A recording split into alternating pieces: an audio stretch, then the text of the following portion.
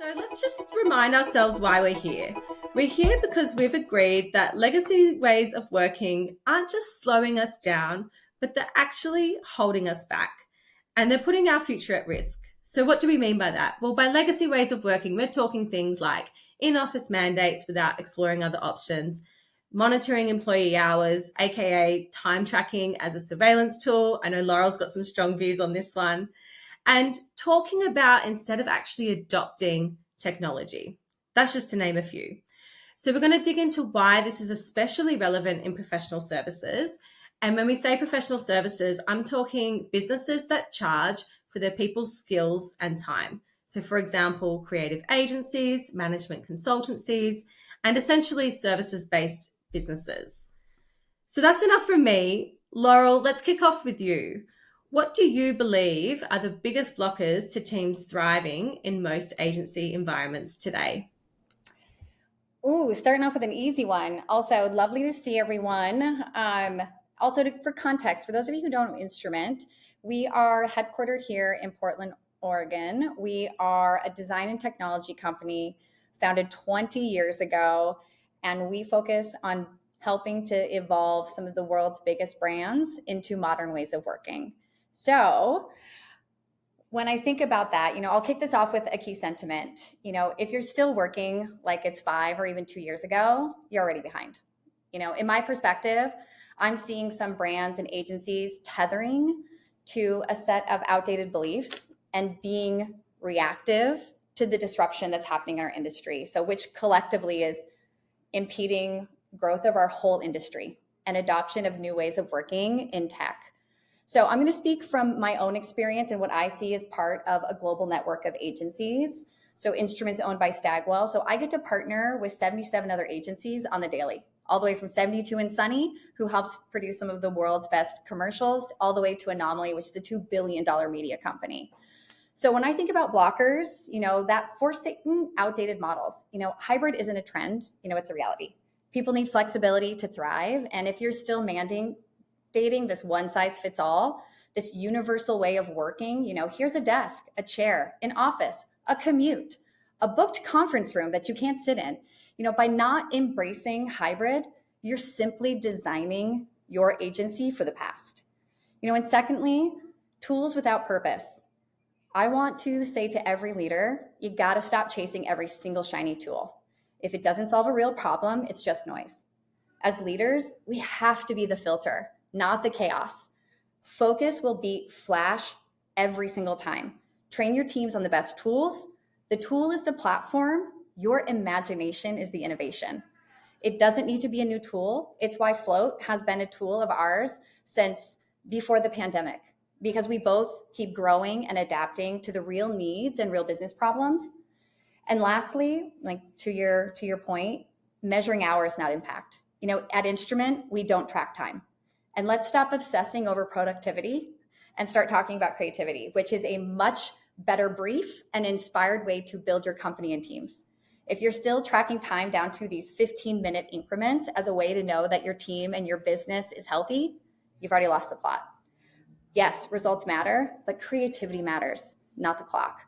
So I believe that agencies that are going to win are the ones that can adapt fast, cut the noise, and trust their people to do the work and not just log hours and sit in an office for 40 hours. Yeah, I love that, especially around I just think productivity is such a buzzword. It's almost become a word that I've banned personally when I'm speaking with my team, because it loses meaning. And so Glenn, I know you can talk to a lot of this. I also want to call out, I loved the role of leadership is to filter, not add chaos. But Glenn, something that, at Float, we work async remote. So we actually have flexibility to choose our own hours. We've been working this way for a long time. We focus very much on outcomes more than output. So that being said, Glenn, I'd love to hear from you. Are there any examples that Laurel has shared that you're hearing from industry, or is there any that you could add? Yeah, 100%. And it sort of really hit a few notes there, because fortunately, we work that way. We work, 100% remote and async, but also we get to partner with folks like Instrument and over 4,000 agencies all over the world and monitor how they work and how the best creative and innovative teams work. And you're right. You're absolutely right. Like the great teams, the teams innovating, the teams being more creative, it's less about utilization targets. It's less about getting to 100% utilization. It's less about getting to 80% billability. It's more about, if you're spending more hours on a project just to fill in a timesheet or just to get to, that 100%, it doesn't mean you're running those projects more profitably either. And so that's something that it isn't really impacting your bottom line. I think we've learned to, like, the great teams are putting their people first before the projects. And what that means is they're building these highly specialized teams. They're building less people with a higher talent density. And then it works out for the best. The clients are seeking them for their specialization. They're able to be more choosy about the work they take on. They're able to run more profitable projects. So it's a win-win when they start putting the people first and, again, focusing on the creative and the output over the inputs. You're on mute. Oh, I'm on mute. Thank you.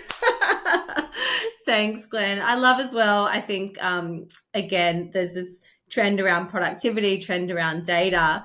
And then it's like, actually, what are the metrics that matter? So I think utilization, we had a session on this last month, but what does that even mean unless you've defined it?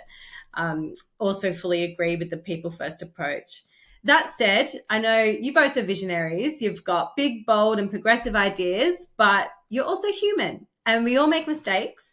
And I think it's really important to acknowledge this to the audience because some of our hardest lessons or our most insightful lessons are through making mistakes. So Laurel, I know you've got very strong views on hybrid, but I know that this also wasn't always the case for Instrument. So I am going to throw you in the deep end here and ask if you could please share with us what's a lesson you've learned while building Instrument's workplace and how has this shaped your vision for work there? Yes. Well, I have learned so many lessons. I'm here for it. But here's the truth. And this is also not going to sound crazy to anyone, but leadership is really hard. Every decision that I make impacts more than just my people. It's their families, their routines, their lives, their pets. It's literally everything. And last year, we lost our rhythm here at Instrument, and I made the call to mandate a return to office. Yes, it is incredible how I just said those outdated beliefs, when things become difficult and get really hard, they sneak right back in. Because when they're on the other side of stress and anxiety, things feel out of control, you say, great, how can I kind of wrangle this back in? And that decision, my intention, it truly was rooted in good and a belief that I thought this was good for the business. I was like, let's reconnect the teams. Let's rebuild momentum. Everyone else around me is doing it. It's like when you see a line at the bar and you go and stand in it, but there's a sign that says like, don't stand at the bar. It was like one of those moments, and truthfully, like it was the wrong call. And employee morale was palpable. And with our distributed model, 60% of our employees weren't near an HQ. So we had folks sitting in what felt like a call center, squatting in conference rooms. Literally every single thought leadership article, I was like, we just stepped directly into it. And 60 days in, I pulled it back because I looked at it and I said, this is not the future of Instrument. And this is also not where creativity is going to thrive. I made the wrong call and I stood up in front of this company and I stated that. I owned it because leadership isn't about control or being right. It's about listening to your people. And I hadn't listened deeply enough into what people needed. I am really thankful for that decision though, because it became a turning point. We're an agency that builds the future for others. And I forgot to apply that same thinking to ourselves. And here we are a year later, and I do feel more connected to my team than ever. I've rebuilt trust. We've embraced hybrid. I'm making every single investment to push us forward into the work of the future. And we've created a space for honest conversations and the kind of conversations that actually move us forward. When I think about the future of work, there's this interesting thing of there is no manual. There is no book that we can read, no podcast that says here's all the things that work. There's no mentor that I can call up and say, hey, when you experienced this, what was your strategies for moving through it? That doesn't exist. But what I hope this insight reinforces is you still got to take the big swings. And when it doesn't land, you got to pivot. And the best leaders don't need to be right. They need to be real. They need to be connected. And it's the difference between bossing people around and being a leader. Yeah, that makes a lot of sense. Something I think about around that too is like, you don't have to have all the answers, but are you also like just asking the right questions to get to that? I do want to ask a follow-up question because you've obviously had two jarring experiences of asking for a return to office mandate, it not working out, and then saying, I was wrong, let's course correct this. What was the difference that you've seen in that period between, I guess, quite a top-down approach of like, this is what we're asking of everyone, and then actually listening and saying, okay, this is what people are asking for? Can you maybe share a little bit of insight on what the culture was like and even the outcomes? Like, how did people work differently? What was really interesting is the week after I lifted the mandate, we had more people in the office because they got to choose what they wanted. It wasn't a directive. They were actually then, it changes this like psychology that says like, you're still gonna, you trust me to be able to like show up in the way that I'm going to be most productive. There was a 180 emotional shift within the walls of the moment that I said, I got it wrong. And the other thing that it also helped is that when I did that, there was also this shift in mentality of seeing that kind of like, I experimented and I listened and I shifted. And I started to see a lot more teams actually start to experiment in their own ways of bringing people together, because they started to say like, actually, there is value in us coming together. We just don't want you to say that there's one universal way to do it. So on the other side of it, I started to see more teams get excited to experiment and actually reconnect. And I saw people flying in from the 38 different states that we're in to connect with each other because they knew that connection was important, but it wasn't through a mandate. So that's been this like really interesting shift of kind of like, that's why I said I don't regret the decision, because in order for us to get to the instrument that we are today, I had to shift us into a way of thinking. It wasn't actually, I would say I would do it again.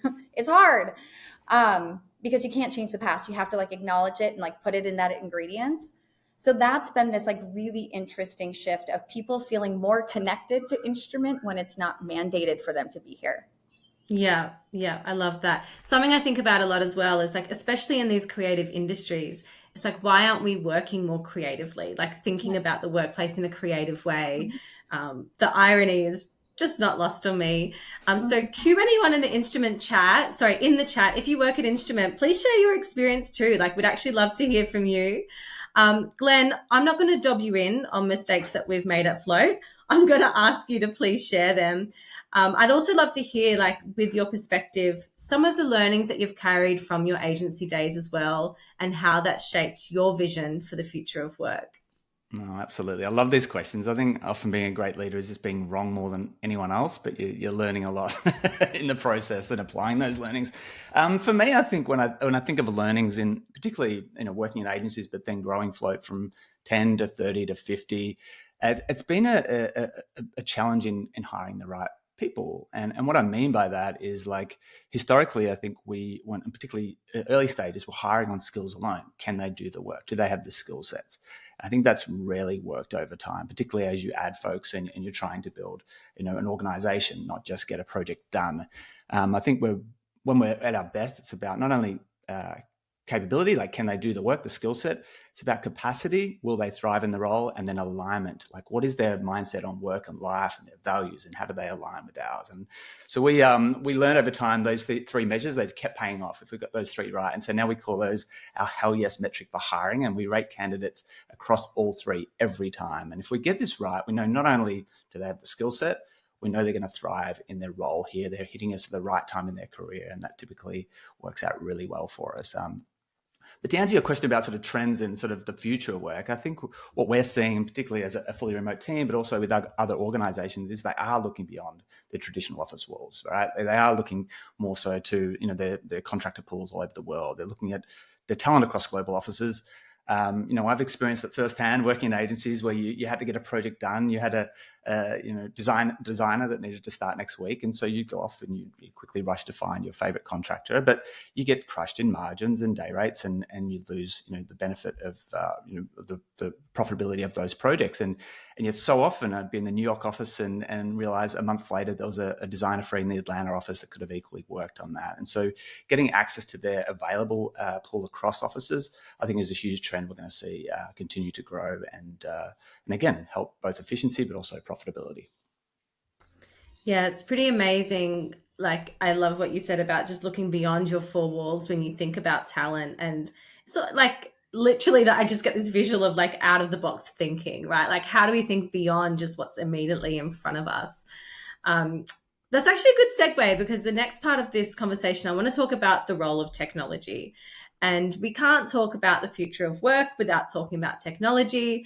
And let's be honest, there's a big AI generated elephant in the room that everyone is feeling really uncomfortable about. And something that I've observed is that a lot of the conversation feels very driven by fear, especially around agencies and professional services, where, there's this concern that work could be replaced by a well-written AI prompt or some AI generated campaign assets.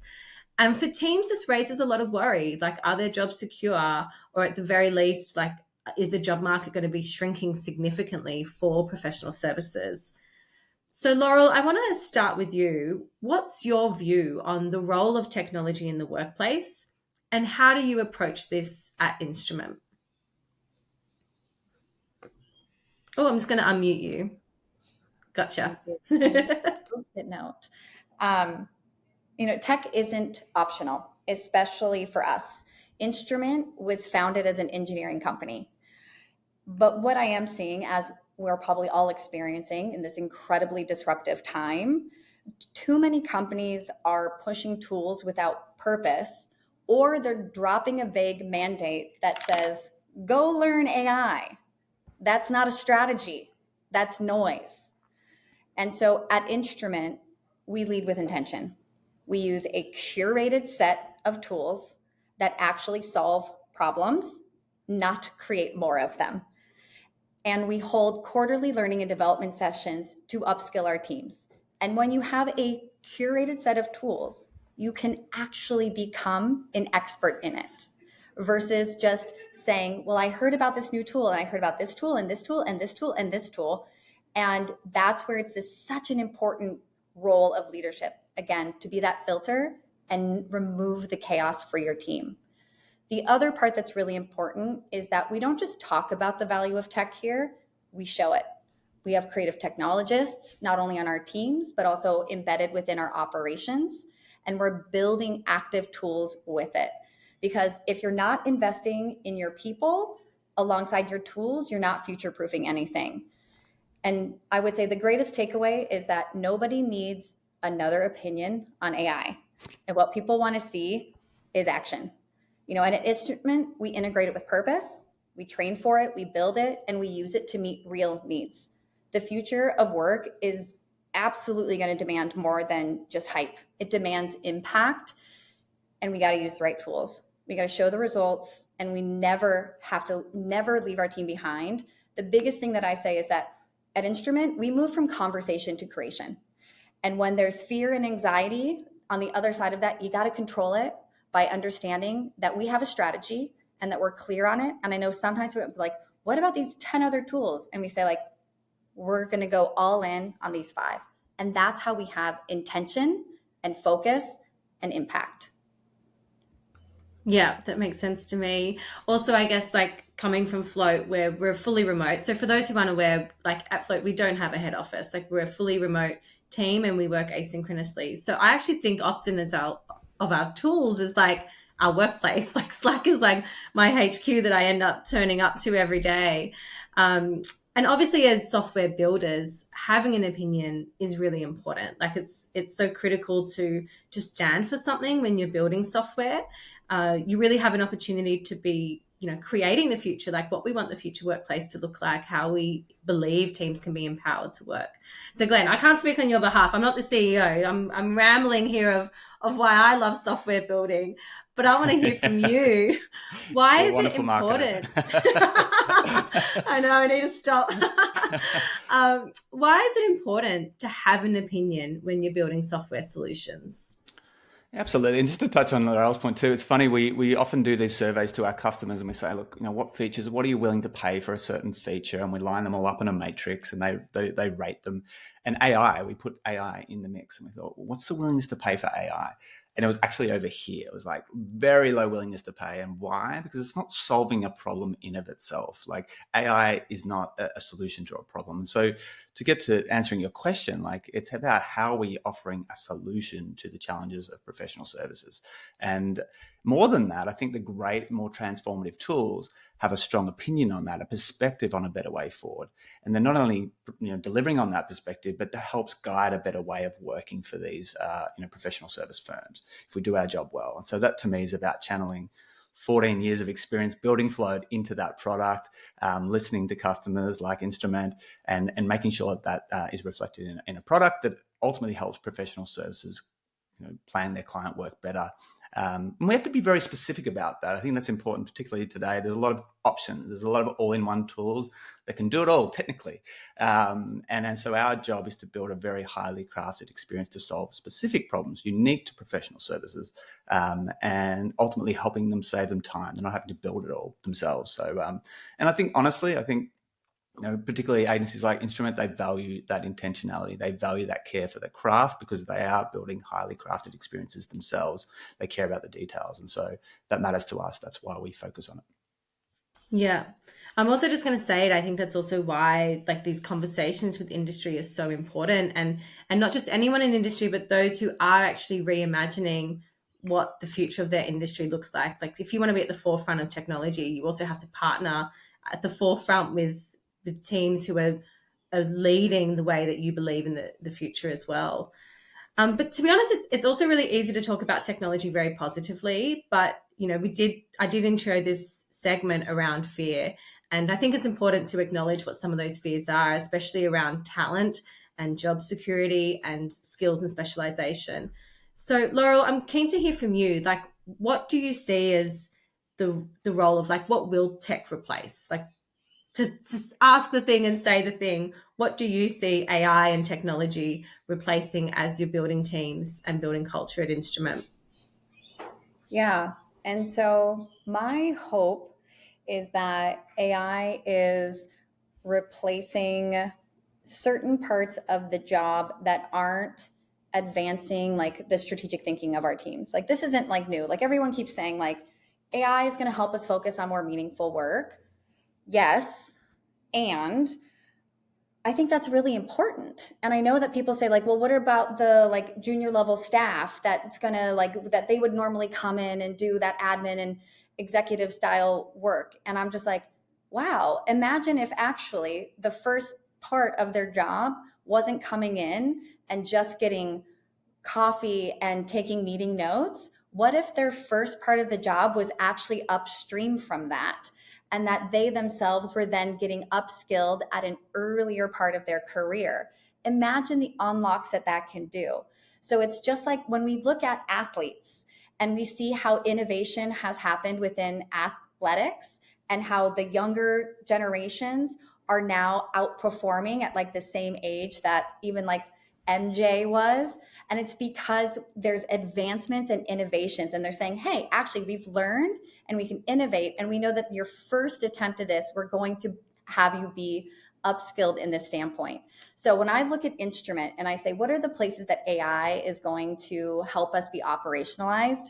My gosh, when I think about our operations team, if anyone's on here from Instrument, we're going to talk about more of this in Q2. We're actively building a bunch of operational AI tools that are slowing down our operational core. So say, for example, when you're an employee here, you have a lot of questions around your benefits, your time off, your sabbatical.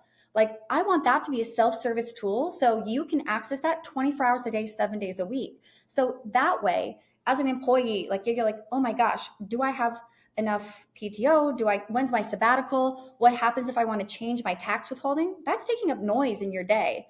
And my team can't always be available 24/7. So if you can move through those parts of your employment journey here at Instrument quicker, awesome. We also have another part of what it is to be an employee here at Instrument. We call it our career progression framework. That is basically a stair step around how to evolve within your career, the expectations of the roles here at Instrument. And now we're building an AI learning tool that's getting deployed to the company in Q2 that is taking it and bringing it to life. So say, for example, you're a producer and you want to upskill yourself and your direct manager is busy, or your direct manager is giving you a directive. You now have the ability to immediately have access to curate a set of learning and skills that you're going to be able to move further through your career. So AI is going to be absolutely important to build the backbone of the operations of the employee experience here, so that you're going to get the best career opportunities of your life, because we've taken all of that noise out of your existence. And then as far as like within the work, we are going to be adopting tools, and we are actively using from Midjourney to Firefly to Sora. And the teams are excited. They're energized by it because it's actually helping them up level their creativity and have that thought partner in direct conversation with them to say, okay, great, what might be an alternative way of doing this? So we're going to, and we are embracing that because we believe that it makes for better inclusion across the board. Yeah. Yeah. I'm loving essentially thinking of technology as an enabler, less than a replacement, and also the space it creates for critical thinking. And I'm also going like, oh, wow, you're going to lighten my mental load. Yes. Thank you. Mm-hmm. That sounds like a dream. Totally. So let's talk about talent then, because if we're creating more space for critical thinking, we're building high talent density teams. Laurel, I want to go back in time a little bit because I can't be on this call without acknowledging your impressive career trajectory from your early days in ops and project management to being a resource manager, producer, VP of staffing, president, not yet of the United States, but of Instrument, and now CEO. So I want to ask you, as your role has grown and expanded, and acknowledging that a lot of your roles as well have been in people like focused roles, right? In staffing, what principles do you believe to be consistently true when it comes to building high performing teams? Mm-hmm. Oh, yes. Wow. Thank you for taking me on my emotional journey of how long I've been doing this. If anyone works at an agency, like it's hard. And man, it's brutal at times. I've been in it for 20 years. And sometimes it only feels like it's getting harder, but there's also like, it's the most energizing work that I've done of my life. And to answer your point, like the thing that is like my non-negotiable, it's values. The best teams align on the things that matter, and this is going to sound like a little like philosophical, but stay with me. It's that people first mindset. It's a hunger to grow and the courage to be honest, especially when it's uncomfortable. You don't need fake harmony. You need teams that can call things out, have the hard conversations, forgive, and keep moving. So to answer your question, how do you build that kind of team? And you start by actually knowing your team, what motivates them. Why did they come to Instrument? How do they ask for help, or do they ask for help? If you don't know your people beyond their hard skills, this is a little bit what like Glenn was saying, then when things get hard, and they will, you'll avoid the hard conversations because it'll feel like giving feedback to a stranger. And it's also really hard to ask a stranger for help. So back when I was a producer, I had a list of 20 questions that I'd go over with every new team member before we kicked off a project. That's how I would build real connection. And I still do that to this day. Every new individual that comes into my executive leadership team, or anyone who's going to have a seat amongst this table to help guide this agency, like I want to know everything about them. I want to say like, what was your journey that brought you to this table? Not, don't tell me about your CV. I can read that. Like ask the unexpected question, get to know them. What is their motivation behind it? Because that's how you build real connection. And that connection becomes the tether that holds the team together when pressure hits. Like I always say, like, basically think about every time you ask a non-work related question to one of your team members, it's a little like grappling hook that goes out and connects you all together. And as I said, when the project goes off the rail, because every project will, you got to pull on those tethers. And if you don't have them, it breaks. There's nothing there to keep you connected. So I believe high performing team isn't built on skills alone. This isn't, but it's built on trust. And trust comes from connection. Know your people, not just what they do, but who they are. That's when you get through the hard stuff together. Yeah, it makes a lot of sense to me.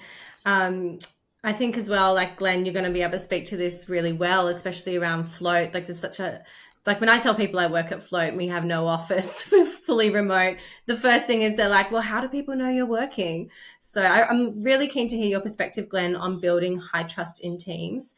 And I'm also curious if you can bring a lens and a layer here on trends in professional services, because I think it's also very easy to say to be people first, you know, we value people, but the nature of professional services is so dynamic and fast paced, and you're dealing with change constantly. So how do you juggle that when you're building culture in teams?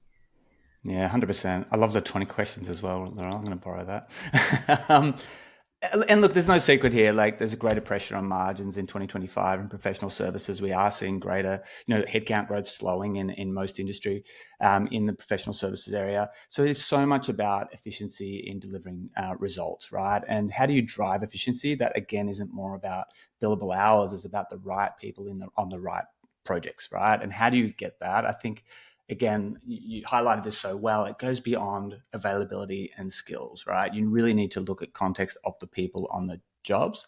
And we think about this a lot at Float and how we structure our product teams.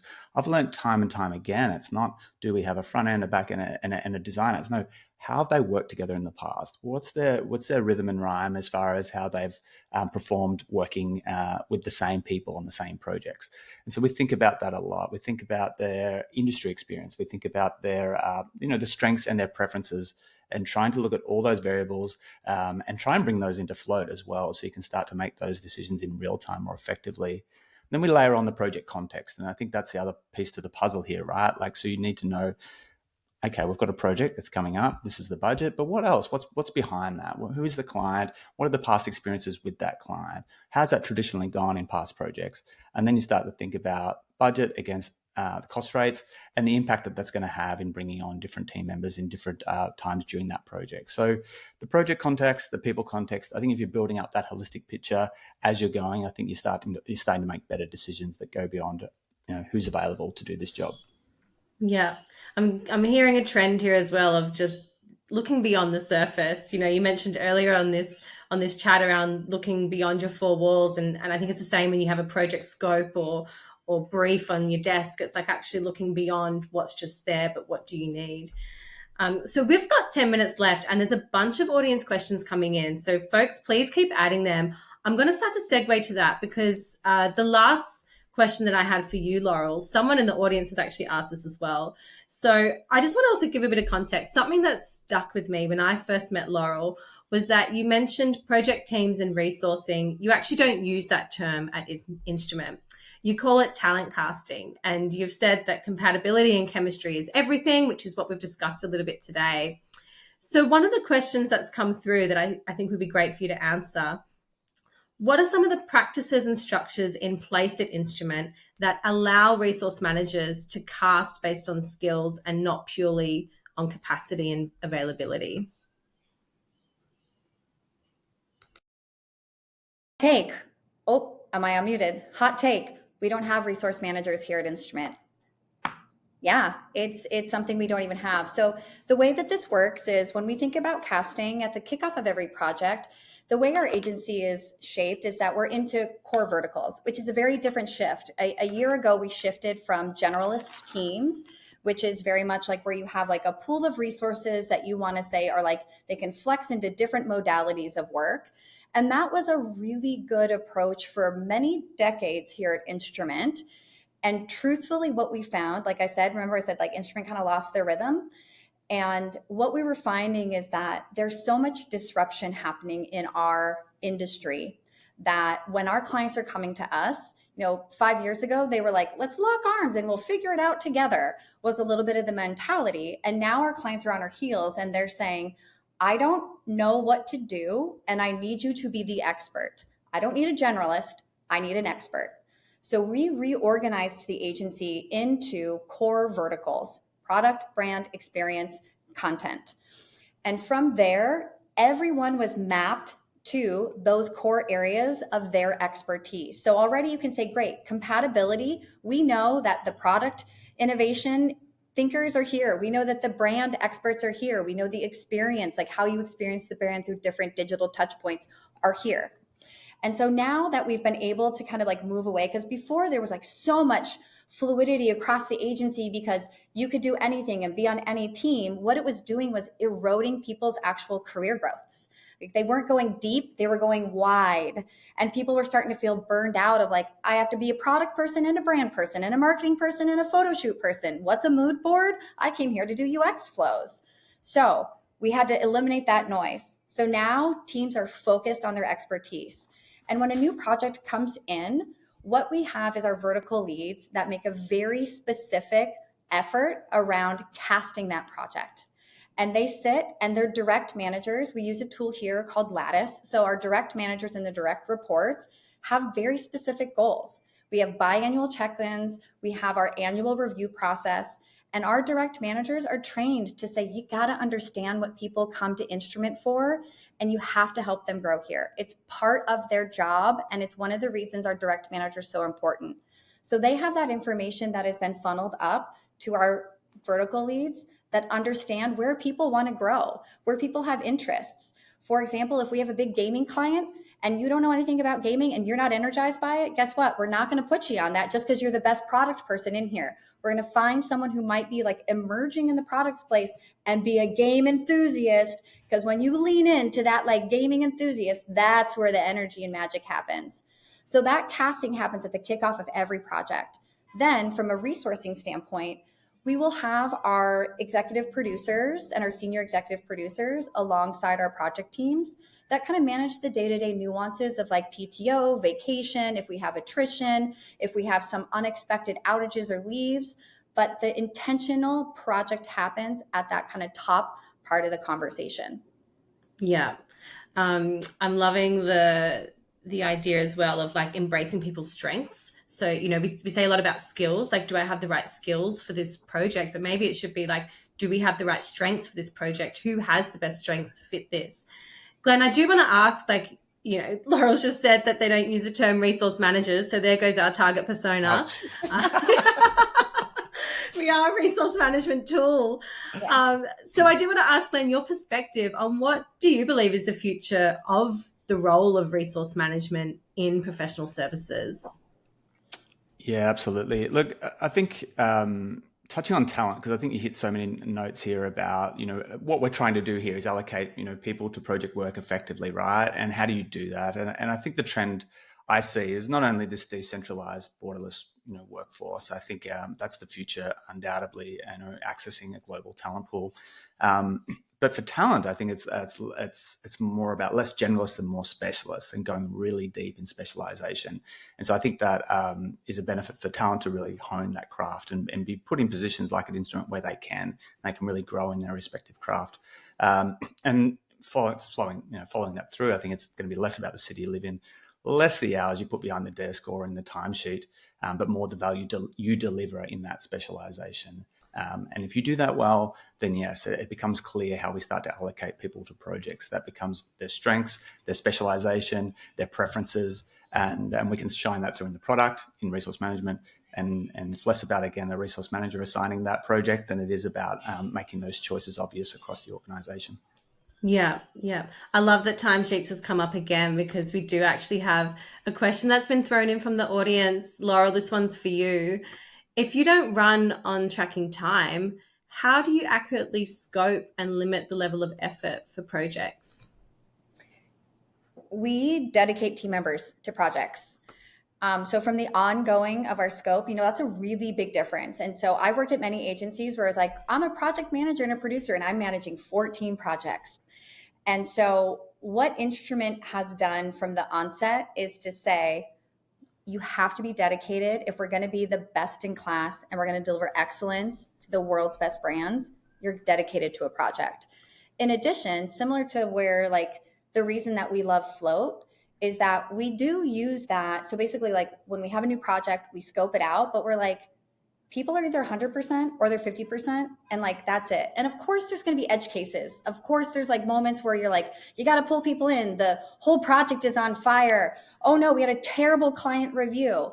But the way that our teams are set up is they actually run as like independent agencies. And when I say I want to empower and trust and have the autonomy, our vertical leads that manage the casting and then our delivery teams that manage the like day-to-day nuances of the resourcing, like I trust them to make the decisions for what the projects need. And sure, there's going to be moments where we like, I'll be very clear, there will be moments where we have to invest $500,000 into a project because it's off the rails. And that's okay because it's going to end up delivering on the other side of it. So when it comes to timesheets, we've never had it. 20 years, never had it. And we've been running a successful business the entire time. The way that we do that, though, is we do have tools like Float, and we've been able to integrate our own needs into it. That's what's really great. When I say like the tool is the first step, the imagination and the innovation of how it works for your business is the critical standpoint. We've like done all sorts of wild things inside of Float to make it work for our business because we don't track time. So we do have it set up to say like, we make a rate card and it throws and it ingests everything into Float and it tells us like where we're going to potentially run out of hours. And the producers are empowered to make the decisions. Like I trust them. I'm like, let me get out of your way. You know what you need to deliver. Play around with the hours. It's not science, it's art. I love that. I also love the flexibility. I think that's just so important because every organization does work differently. And again, inspired by creativity, like everyone will have different ways of expressing how they work, how they structure that. So I actually also want to call out, Glenn, I saw your eyes light up when Laurel was talking about percentage-based planning because it is a feature that we've released recently. So 100%. I do just want to acknowledge. That is a trend we've seen. And again, just these higher level assignments versus sort of highly macro allocations. I think that just pays off.